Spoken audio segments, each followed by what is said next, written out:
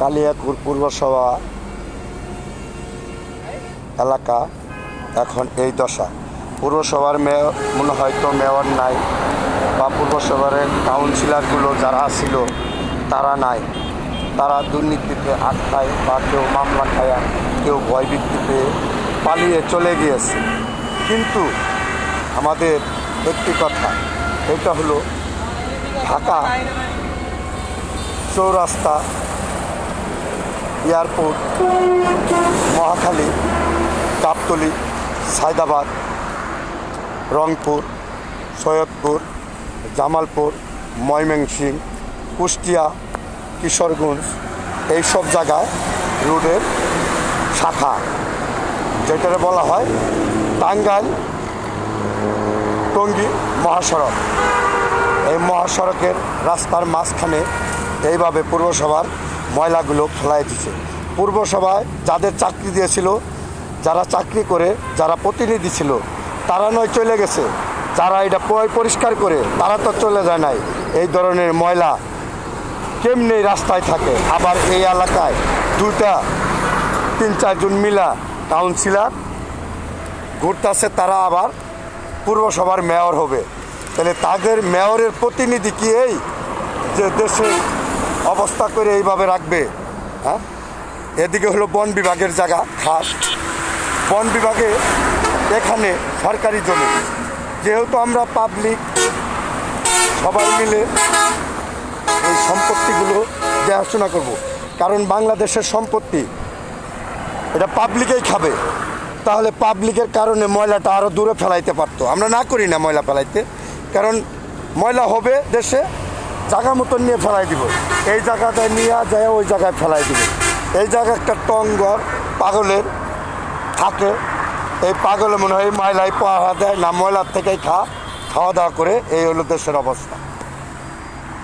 আমরা কখনো ভাবি নাই যে জুলাই আন্দোলনের পরে দেশটা এরকম হবে। এর আগে তো পরিষ্কার ছিল, যখন মুজিবর চেয়ারম্যান, যখন মেয়র ছিল, তখন তো এলাকা খুব পরিষ্কার থাকছে। এখন এত ময়লা, এত আবর্জনা। ওই যে দেখেন, যে গরুর মাংস আমরা খাই, বা আমি খাই না গরুর মাংস, ওই যে দেখেন গরু ময়লার মধ্যে ময়লা আবর্জনা খাইতেছে। তাহলে ওই গরু একটা পলিথিন খাইলে বুবাজা পানি, সেটাও তো একটা রোগ হবে, ও গলায় বাইজা মরেও যাইতে পারে। তাহলে হয় এই ময়লাটা এনে কেন ফেলাইছে?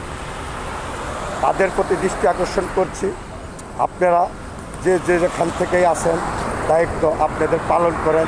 এলাকার কর্মচারী লোক আছে, তাদের দিয়ে আপনারা পরিচালনা করেন। কেন? জনগণ আপনাদের ভোট দিয়েছে। ভোট দেওয়ার পরে আপনি জনপ্রতিনিধি নেতা, আমরা নেতা, আমরা কি করব বিচার করে? আপনার তাও একটা সরকারি নথিপত্র আছে, আপনারা ভয় ভীতি পায়েন না, আইসা মোকাবেলা করেন। মোকাবেলা করে যে কাউন্সিলর যেখানে আসেন, দেশে আসেন, দেশে আইসা আপনাদের ময়লা আবর্জনাগুলো পরিষ্কার করেন। এইসব পরিষ্কার করার মতন কেউ নাই। এখন শুধু মেয়র হওয়ার জন্য তারা খাম করতেছে, কিন্তু জনপ্রতিনিধিরা, জনগণরা যেরকম ড্রেনে বিত্তায় ময়লা ফেলাইতেছে, কারণ দেশের এই পরিস্থিতির জন্য দায়ী কারা? আমরা নেতৃবৃন্দরা ঠিক মতো নিয়ন্ত্রণ করতে পারি না। এই কারণে হইতেছে। আমি যে লাইফে আসলাম, লাইফে এখন বৃষ্টি হইতেছে, দেখেন এই যে গাড়ি যাইতেছে। এই মুহূর্তে আমি আর ভিজার কোনো প্রশ্ন নাই।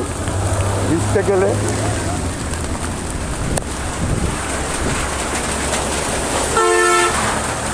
এই যে একটা সাংবাদিক আসছিল, চলে গেল। আসেন মানুষ, এই যে দেখেন বৃষ্টির মধ্যে দৌড় কাটতেছে। এই জায়গায় এইভাবে যদি ময়লা ফেলায়,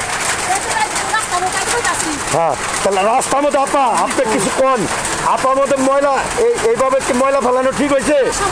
হ্যাঁ, তাহলে এইসব ময়লা ফেলাইতেছে কারণ কি?